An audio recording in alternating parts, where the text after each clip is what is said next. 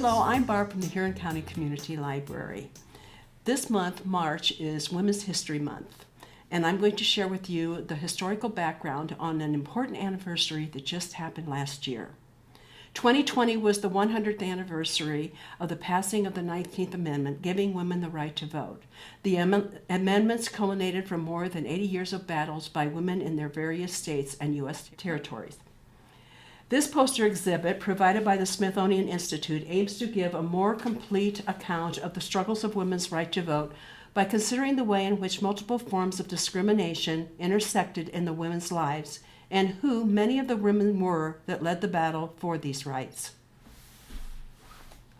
From the beginning, suffragists sought to make a women's rights debate public. In the 1870s, they adopted civil disobedience by actually attempting to vote. There was some success in September of 1870 when the polls opened in Laramie, Wyoming, and Louisa Swain, pictured here, cast her vote. At the time, Louisa was 70 years old.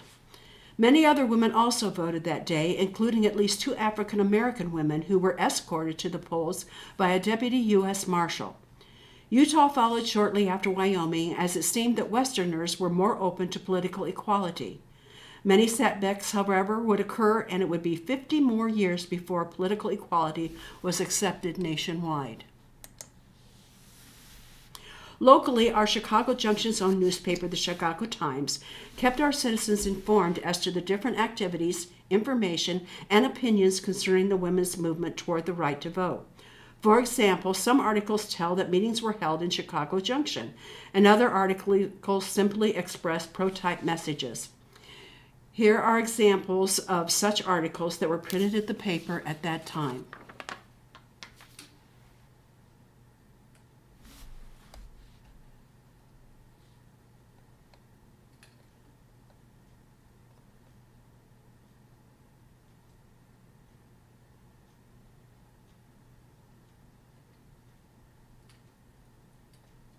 In the 1910s, activists staged nonviolent tactics of protest like parades and picketing. This photo shows the suffragette group of our Greenwich neighbors in 1913. From left to right, these ladies are Felicia McCullough, Elva Leonard Kinsel, Bernie Tilton, Kit Richards, Ms. Roombaugh, Ellie Satterley Wright, she's on the horse, Isla Knapp, Mrs. Huber, Love McCullough, Fern Crum, Agnes Folston, and Tilly Howard. These ladies joined the nationwide fight to bring pressure against President Woodrow Wilson to gain his help in the fight for the vote. Though he gave them support in private, publicly he would always turn against them. Eventually, however, the movement brought about the ratification of the 19th Amendment in 1920. Still, until the 1965 Voting Rights Act, the right to vote for some women was often suppressed. The focus on voting rights grew out of a much larger campaign for women's rights. In most states in the 1880s, when a woman got married, her husband assumed control of her personal property and money. The women's movement sought to increase women's rights. The anti-slavery movement also played a role. When some male abolitionists blocked women from joining their organizations, women formed their own societies, including the first female anti-slavery society in Salem, Massachusetts in 1832. Black women were among its founders.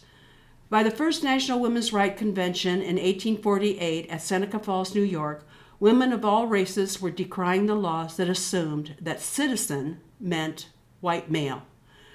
We will now get to know a little about some of the women who spent their lives fighting against slavery and for the rights of all women. Ida B. Wells was an investigative reporter who crusaded against lynching. She was one of the most important journalists in the late 1800s. Ida was born to enslaved parents in Holly Springs, Mississippi, as the oldest of 8 siblings. Her parents and the youngest sibling died during a yellow fever epidemic.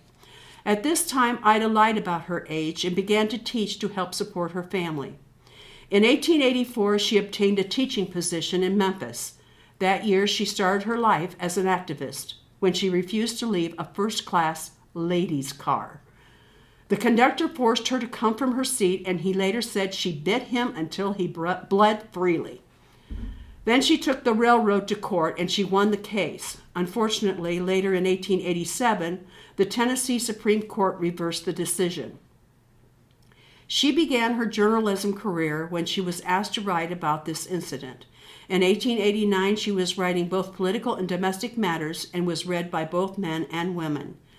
She became the editor for the Memphis Free Speech, and she used her savings to buy 1/3 in that paper.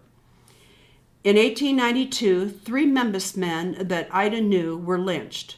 She used the Memphis Free Speech to denounce the murders and began investigating and publicizing other lynchings. The paper offices were attacked while Ida was covering a convention in Philadelphia, and she was warned not to return to Memphis. However, she continued her lynching crusade with the New York Age and lectured throughout the Northeast.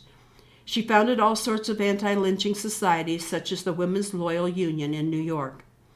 In 1893 and 94, she was invited to speak in Great Britain, and in 1895 published a Red Record, which was a statistical record of lynchings between 1893 and 95. In 1913, Ida B. Wells took part in the first suffragist parade in Washington, D.C., which was organized by the National American Women's Suffrage Association. She was the only black woman in the Illinois delegation. She refused to march in the back where the black women were segregated, but instead took her place in the front with the rest of the Illinois delegation. Motivated by both racism and the equality of women, Ida went on to found and co-found a variety of civil rights organizations, including the National Association for the Advancement of Colored People, the National Association of Colored Women, and the Alpha Suffrage Club. Ida fought for the equality of women and black people until her death in 1931. In 2020, Ida was posthumously awarded a Pulitzer Prize citation for her reporting of the horrific, vicious violence against African Americans. Lucille Mott was an abolitionist, women's rights advocate, pacifist, and Quaker minister. She was born in Nantucket, Massachusetts, as the second daughter in a Quaker family of 7 children, and yet she assumed the responsibilities of the eldest child.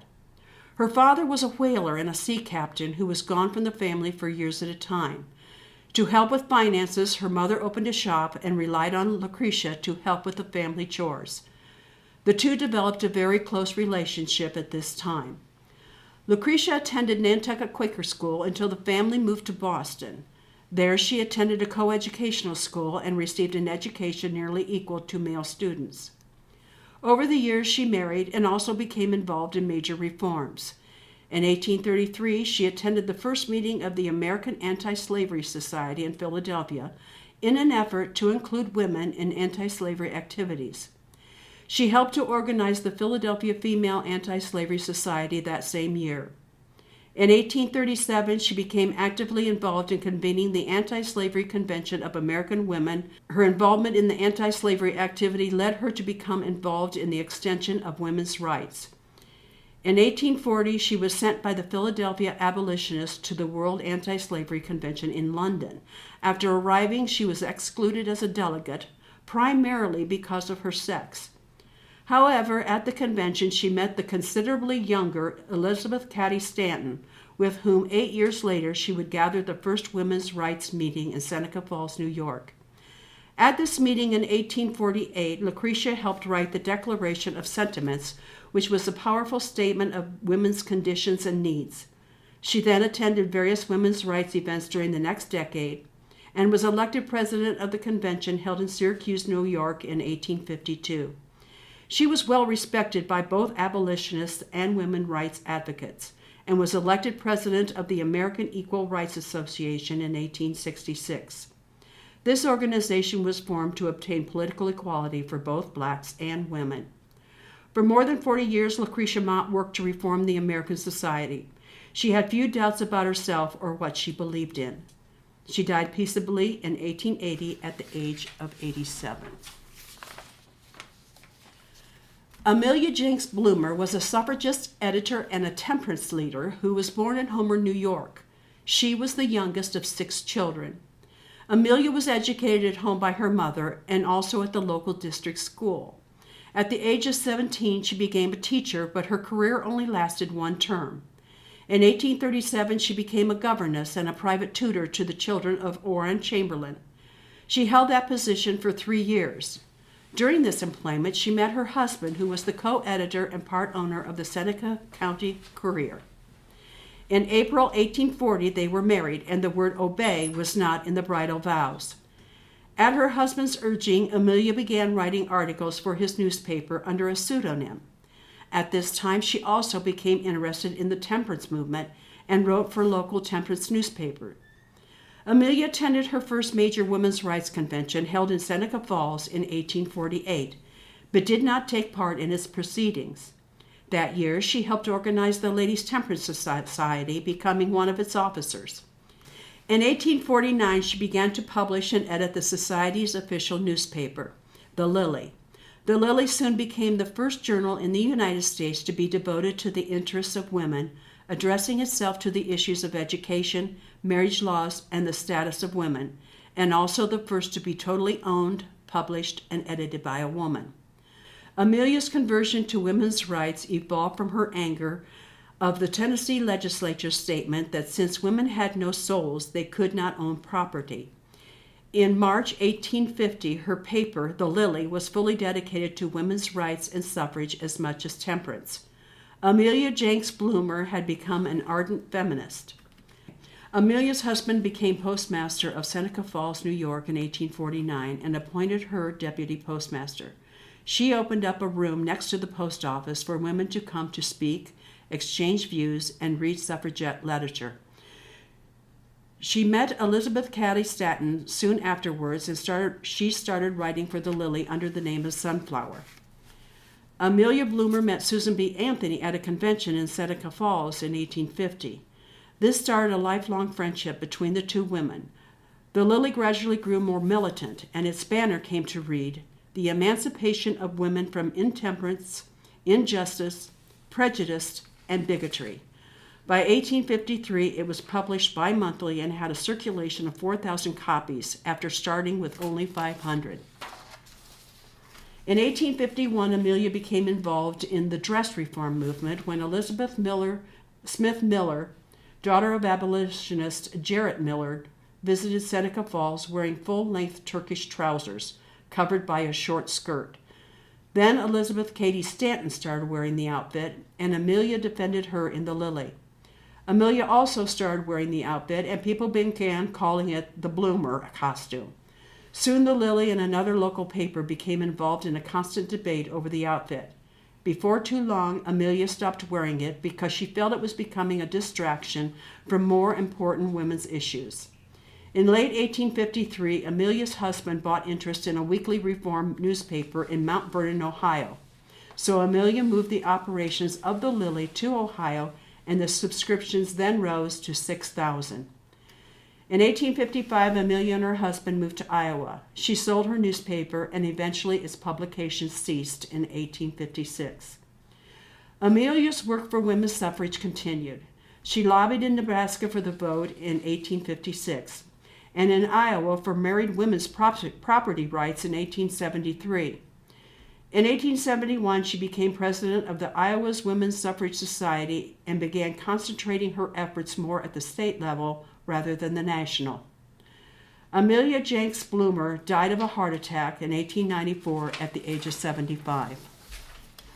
Abolitionist and physician Sarah Parker Remond was born in Salem, Massachusetts, and was one of 8 children. The Remond family was one of the most prosperous black families in Salem. This, however, did not keep the family from racial prejudice. Sarah's education started in the Salem public school system until a black high school was created in 1834. At that point, she continued her education at home. The Remond home was visited often by distinguished black and white abolitionists. From childhood, Sarah was permitted to talk freely with these visitors and regularly attend abolitionist meetings. She was an active abolitionist by the middle of the 19th century. In 1853, she was refused admission to a seat that she paid for in Boston's Howard Athenaeum and forcibly ejected. She took her case to court and won. She then joined the Salem Anti-Slavery Society and the Essex County and Massachusetts Anti-Slavery Societies. Sarah was an exception among black women of her era because she had never been a slave or victim of brutality. She was well educated and well bred.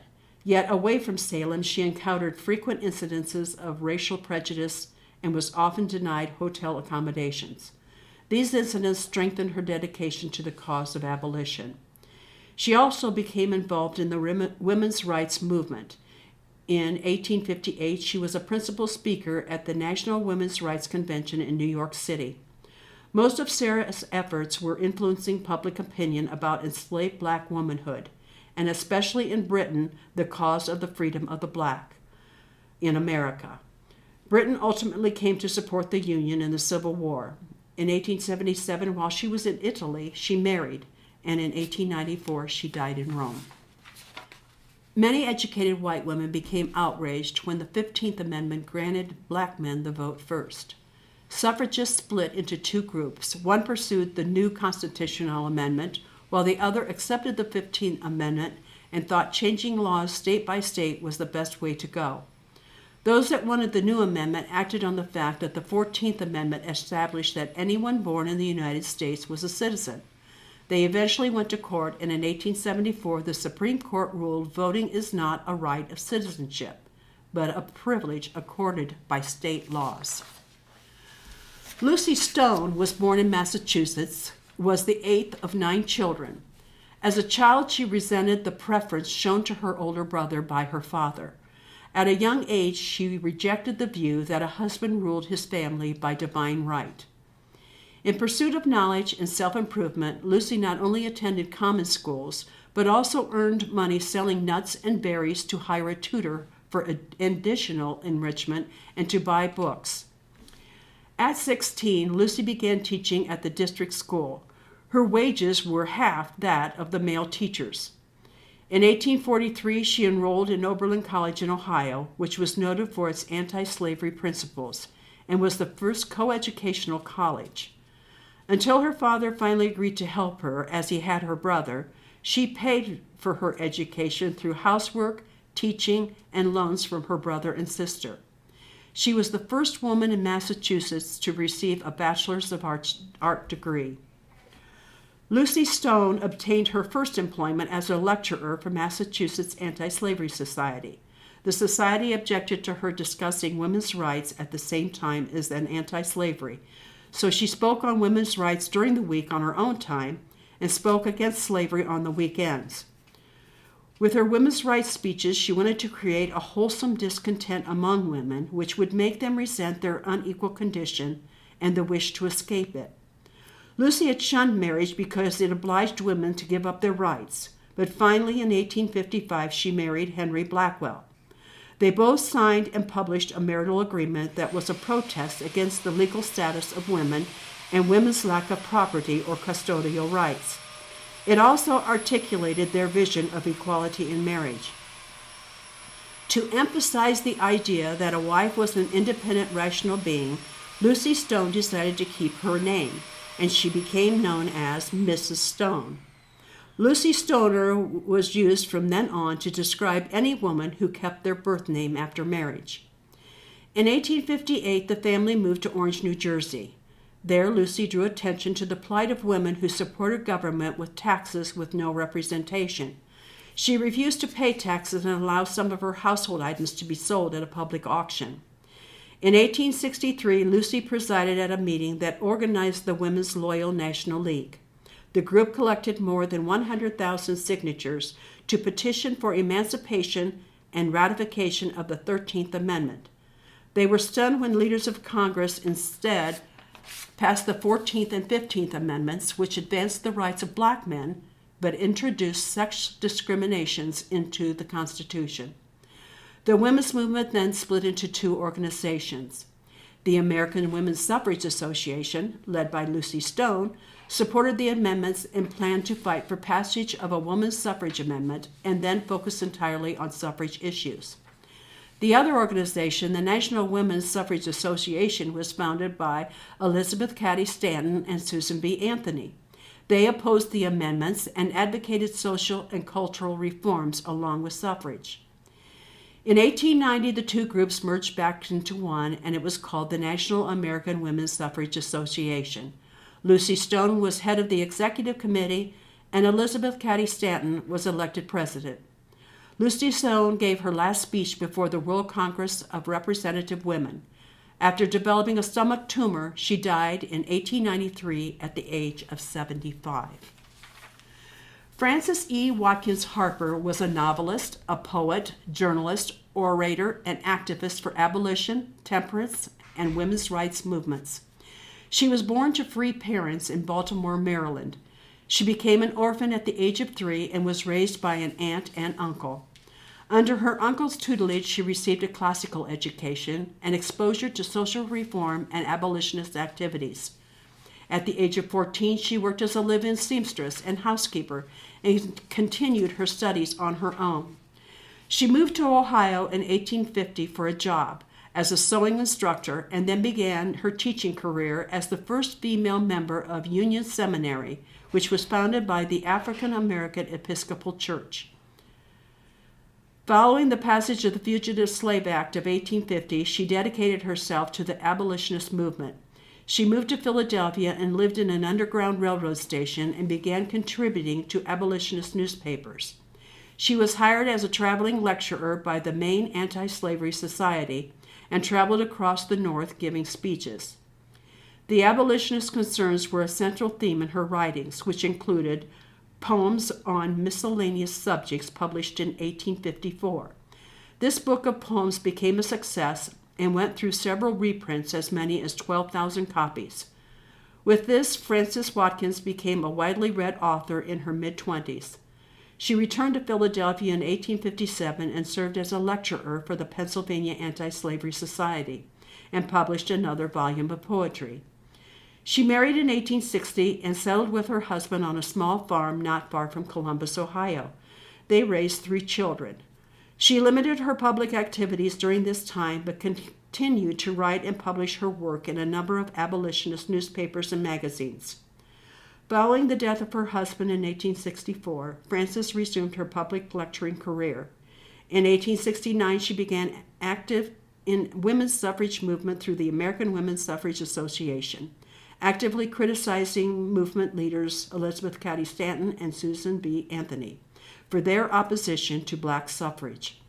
She expanded her reform activities to include leadership in Women's Christian Temperance Union, the Colored Women's Congress, and the National Association of Colored Women. Frances Harper died in 1911 at the age of 85. Susan Brownell Anthony was a Quaker, suffragist, and women's rights leader. She was born in Adams, Massachusetts, as the second child of 7 children. In 1827, the family moved to Bentonville, New York. Susan went to the district school and then to the home school her father kept for his children and anyone else who wanted to attend. At 15, she taught at this school and the next year at the local school. In 1839, her father went bankrupt, and the family moved to an abandoned inn near Hardscrabble, New York. Her father had the name of the town changed to Central Falls and became the postmaster and innkeeper. At 19, Susan taught the summer term at a Quaker school in New Rochelle, New York. She then returned to Central Falls to have an operation to correct a crossed right eye. The procedure, however, left the eye turned slightly outward. Though her vision was normal, Susan preferred to be photographed in the profile to hide the condition. At this time, she received her first proposal of marriage but turned it down. She later had offers at 23, 35, and 43, but turned them all down. She never did marry. In 1845, the family moved to a farm in Rochester, New York. She accepted a position as headmistress of the female department of the Kanjohari Academy. She stayed there for 3 years, giving up her Quaker speech, dress, and also learned to dance.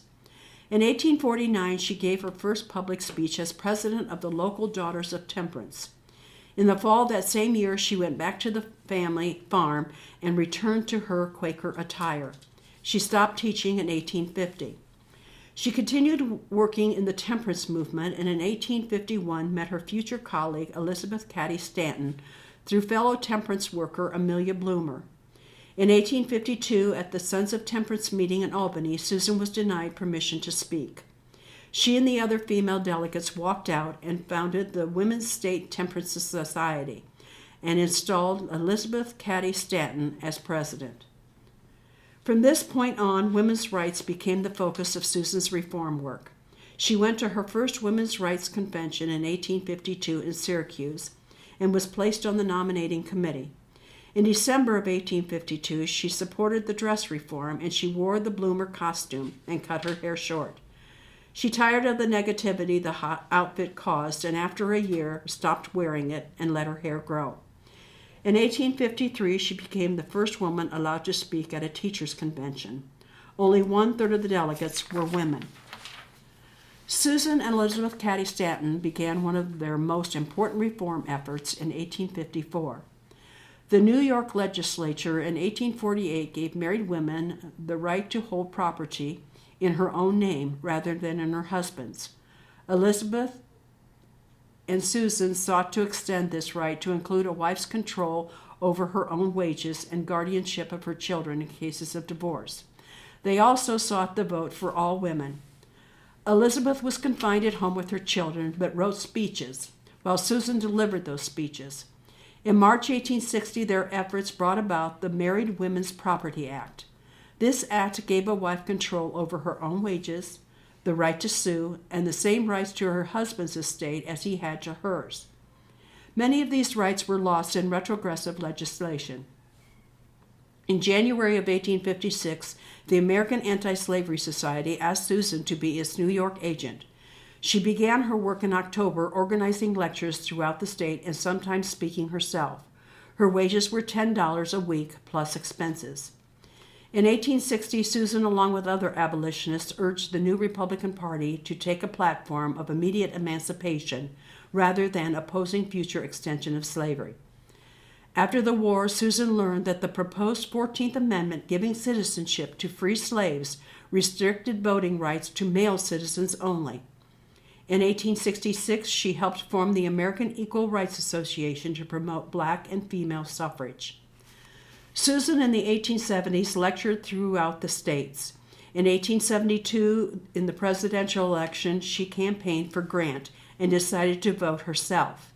She concluded that nothing in the Constitution or its amendments specifically prohibited women from voting. She was allowed to register in Rochester, New York, along with her 3 sisters and 12 other women. They cast their ballots and were arrested 3 weeks later. Her trial was in June of 1873, and the judge ordered her conviction and fined her $100. She refused to pay, but no jail sentence was ordered, and the issue was dropped. In the 1880s, significant gains were made in the women's movement, but then in the 1890s, the movement died. Susan continued to speak across the country and in Europe. In 1905, she paid a personal visit to President Theodore Roosevelt to urge support for the suffrage amendment. She died in Rochester in 1906 at the age of 86 from pneumonia.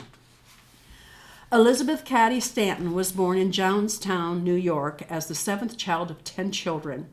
She was raised a happy, secure, and privileged atmosphere, but especially her mother raised her children by fear more than love. Strict religious upbringing caused a serious emotional crisis in Elizabeth's early childhood, involving religious images and fears. She became an enemy of the religious orthodoxy. In 1826, Elizabeth's older brother died from an illness and left her father devastated. She told her father she would try to be all that her brother was, but her father only replied that he wished that she was a boy. She learned how to manage a horse, and she went to school and received an education equal to that of a boy, but her father never accepted that she was not a son. This deeply saddened Elizabeth and left her bitter. In 1839, Elizabeth met her husband, Henry B. Stanton. She found him to be an eloquent and impassioned orator on the anti-slavery platform. She was greatly impressed with his power. In 1840, they were married, and the word obey was deleted from the ceremony at her request. Immediately after their marriage, the Stantons departed for the World Anti-Slavery Convention, to which her husband was a delegate. At the convention, Elizabeth was especially influenced by Quaker abolitionist and women's rights champion Lucille Mott. Lucretia was 20 years older than Elizabeth, yet the two formed a bond and resolved to promote the rights of women when they returned home. At the first Women's Rights Convention in Seneca Falls, New York, Elizabeth drafted and read the Declaration of Sentiments. This started a campaign that lasted 72 years. Elizabeth's reputation as a wordsmith grew after the Declaration of Sentiments. In 1849, she began writing for The Lily, the first of many women's rights publications. She wrote on various reform topics, including dress reform. She advocated the so-called bloomer costume named after the editor, Amelia Bloomer. She eventually gave up the topic because of all the hostility, and she did not want to impede the suffrage effort. A significant event in the history of the American Reform, and one of the most important in Elizabeth's life, occurred in 1851 when she met Elizabeth B. Anthony. Though Susan was 5 years younger than Elizabeth, they had a happy meeting of minds and styles and life circumstances. Susan spent a lot of time at the Stanton household and took care of household duties, freeing Elizabeth to write. Elizabeth noted that she was the better writer and Susan the better critic. Susan would supply facts and statistics, and Elizabeth would take care of the philosophy and rhetoric. During their 47-year marriage, Elizabeth's husband, a supporter of women's rights, did not give any resistance to Elizabeth's activities, including her 12-year stint as a circuit lecturer. During that circuit, she would be gone from her husband and children as much as 8 months out of the year. In 1887, when her husband died, she was abroad, and there was little sense of deep mourning. In the final 2 decades of her life, Elizabeth was widely admired and showered with honors. On her 80th birthday, Stanton Day was declared in New York. Beloved as she was, she remained a controversy to the end. In 1895, she published the first volume of The Woman's Bible, and followed that with a second volume. And in 1898, she published her memoirs. She moved to New York City in 1898 and lived there until 1902, when she died of natural causes. She was blind at the time of her death. The 14th Amendment states that anyone born or naturalized in the United States is a citizen, but it goes on to specify voters must be male. The 15th Amendment says the vote cannot be denied because of race, color, or previous condition of servitude. Women are left completely out of the picture. The amendments also contained enough ambiguity to allow local laws and regulations to deny the vote, education, and other benefits to many citizens. Native Americans were not even granted the citizenship until 1924. Women of color organized beyond merely voting rights. Confronting a wide range of social issues, they worked to educate their people, confront white authority, and claim their dignity and campaign for justice. Gertrude Simmons Bonan, writer, lecturer, and welfare worker, was born in South Dakota in 1876. She was raised by her mother and aunts after her father, a man of French descent, abandoned the family. When she was 8 years old, she was sent to boarding school run by Quakers in Indiana. Though she learned many skills that would serve her in the future, she later wrote about the fear experienced by Native children who were removed from their families and sent to live among strangers. Later, she went on to graduate from another Quaker institute. Her ideas about women's equality were influenced by her mother, the Dakota women, and the Quakers who held ideas of spiritual equality of the sexes. White suffragists celebrated the matriarchal traditions in Native societies, holding them up as examples of women with significant power. Early suffragists like Matilda Joslyn Gage and Lucille Mott learned about these societies directly from Native women in upstate New York.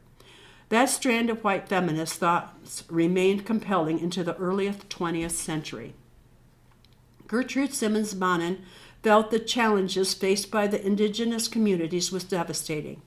She tried to address those problems while also finding her own path in the world. She moved to Boston to study the violin and earned some fame as a writer of short stories addressing the Native experiences. She took a job teaching at the Carlisle Indian Industrial School before moving to Utah with her husband. Gertrude was not the only indigenous activist who recognized that the system in which Indians were considered the wards of the federal government was failing them. She joined other Native women and men in the Society of American Indians, an organization founded by and for Native people in 1911. A group of highly educated Native people, many who work for the federal government, gathered to address the Native people's hardship status and lack of U.S. citizenship. Gertrude was one of several women in the SAI who advocated for women's right to vote. Her suffrage activism became most visible when she moved to Washington, D.C. in 1917 to become the secretary of SAI, when she became most active with the mainstream white suffrage movement. Her earlier writings and her visibility from testifying before Congress on Indian appropriation bills made her known to women's groups in the Capitol. They would invite her to speak about the traditional Indian life. She took advantage of their interests, deliberately wore indigenous dress, and used her presentations to emphasize the concerns of the Indian woman of today. She emphasized the irony that the first Americans lacked the rights all other Americans had. She also drew their attention to the thousands of Native men, including her husband, who were fighting for the country during the Great War, but were still legally classified as wards of the government, not citizens. In August 1920, Tennessee became the final state needed to ratify the 19th Amendment. However, the 19th Amendment did not apply to Native women, as at least one-third of the Native adults lacked U.S. citizenship and were still wards of the government. In the face of this, Gertrude continued to fight for citizenship and suffrage. At the National Women's Party conference a few months later, she urged through the help of the women of America that an Indian citizenship bill would pass. However, the NWP chose to focus on the Equal Rights Amendment. She had more success in appealing to the 3 million members of the General Federation of Women's Clubs, which helped create a Department of Indian Welfare. For 3 years, Gertrude traveled across the country addressing women's clubs and calling on white women to use their newly won votes on enfranchising the Native people. In 1924, Congress was finally convinced to pass the Snyder Act, or the Indian Citizenship Act, that endowed full U.S. citizenship rights on all Native people born in the country. However, the law still upheld the government oversight of Native lands. Of course, various states used a variety of strategies to disenfranchise Native people. Outraged, Gertrude continued her advocacy for Native rights until her death in 1938.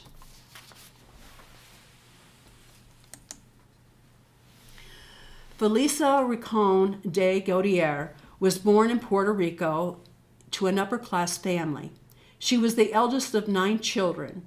She was often sent to live with relatives and even left school to care for her younger siblings after the death of her mother. As a teen, she became a talented seamstress. She moved to New York to study fashion and learn design and how to operate a clothing business. She returned to San Juan, where she opened a Felicia style shop. Felicia belonged to the Liberal Party and became active in campaigning for women's suffrage in Puerto Rico. Puerto Rican women who could pass literacy tests voted in their first major election in 1932. Universal suffrage passed there in 1935. She was the 5th woman on the island to register to vote and did this against the wishes of her father. She soon became the Liberal Party's representative for the registration of women. In that role, she went door to door, informing women of their rights and encouraging them to register. The poverty she witnessed while canvassing the slums of San Juan affected her deeply and became the driving force behind her future political agenda. She was appointed mayor when the former mayor resigned, and as mayor she worked at getting food and shoes distributed to poor children, built elderly care, offered legal aid to low-income residents. She was dedicated to public health. Felicia was reelected 4 times as mayor of San Juan. Even after leaving office, she remained active in politics. She also served as goodwill ambassador to countries across the globe. She was the recipient of numerous awards and honors from states, civic groups, and religious organizations around the world. Felicia died in San Juan at the age of 87. Back up and do that last Paragraph paragraph. where she was reelected? Yes. Okay. Felicia was reelected 4 times as mayor of San Juan. Even after leaving office, she remained active in politics. She also served as goodwill ambassador to countries across the globe. She was the recipient of numerous awards and honors from states, civic groups, and religious organizations around the world. Felicia died in San Juan at the age of 97. This is just some of the women who worked so hard to get the 19th Amendment passed. From their stories, you can see that they each had a social reform that was important to them as individuals. But in the end, they all went into battle for women's suffrage reform.